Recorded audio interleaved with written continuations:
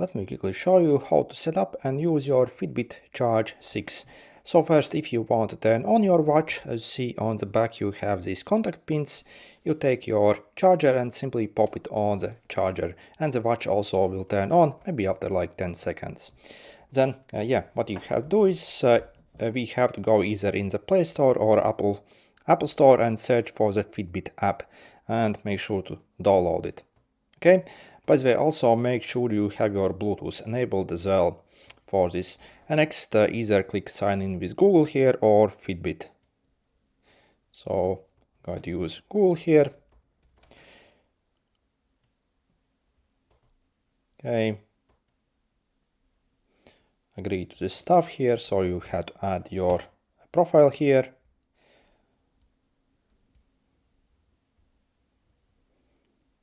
Okay.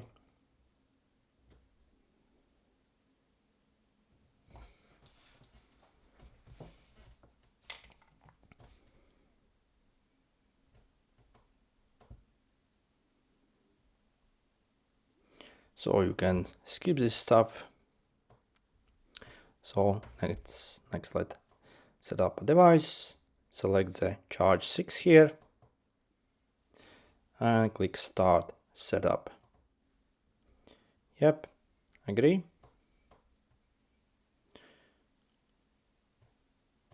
Okay, so we have to keep it on a charger actually. It appears. Okay, let's click Continue. Yep, allow these permissions. So we have to enter the 4-digit code here, so 8607. And it's connecting. Let's wait.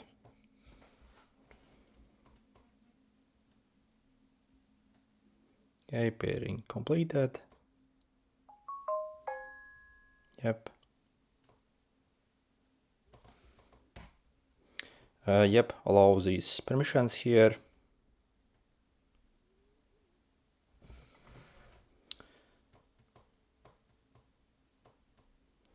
You can take a tutorial or also click this not now. Done. So you see it also will come with free trials that you can try, so you do not have to pay anything at the moment. I'm going to skip it. So we can go back here probably. So as you see, we have it set up. So if you click over here in the app, you can see basically the battery level of it and everything else.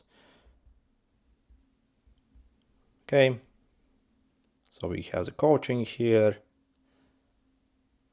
and whatever you need. Also, you see you can enable the ACG here as well. And if you want to use your band, it's very easy.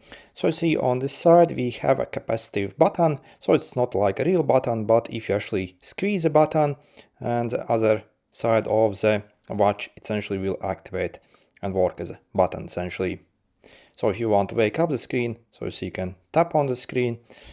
So if you swipe up, you see you can navigate between the different menus here. So like stats. So again, if you want to return to the main, you simply squeeze your watch in that button. I absolutely hate this button here on this watch. So you see sometimes it's not very reliable even. If you swipe from the this side, I see you can also cycle between the various styles. So for example, let's say you want to go in the timers, you simply click on that and then you can start a timer.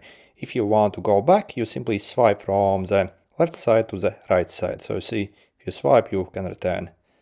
So for example, if you enter here, again, if you want to go back, simply swipe like this on your watch. Okay, as you see, these tiles actually go round and round here. But again, to return to the main screen, simply squeeze your watch where you have the button.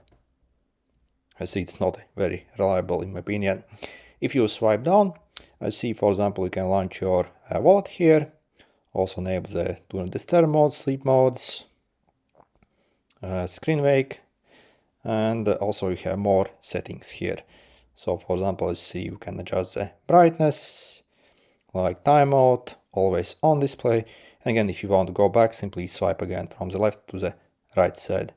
And you see you have a bunch more settings here. Okay, and again, to return, simply swipe like this. And if you want to customize perhaps your watch face or do something more, I suggest to do all the customization on your phone. So again, this watch is simply meant to be like a band that sits on your arm, where you can quickly check your basically your time, steps taken, and stuff like that.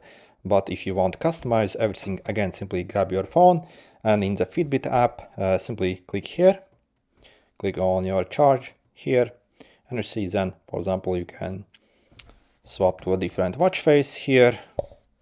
So yeah, if you want, for example, let's say get this watch face, click on it, simply click install. Okay.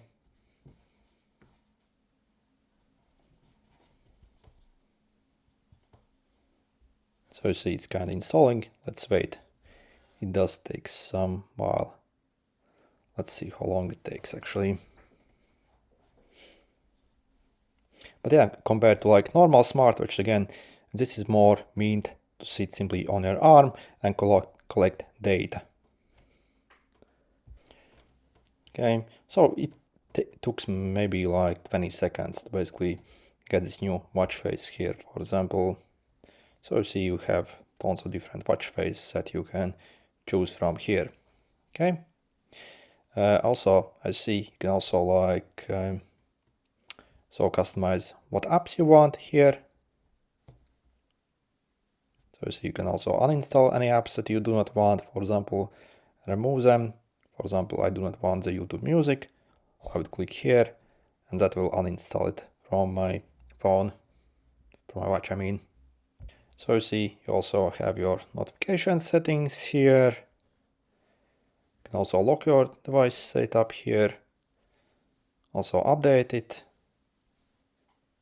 And also some more features here. And yeah, once you actually start using, all your data will get fed over here. And again, the best way how to basically check all the data is on your smartphone, since again the display is absolutely tiny on this thing.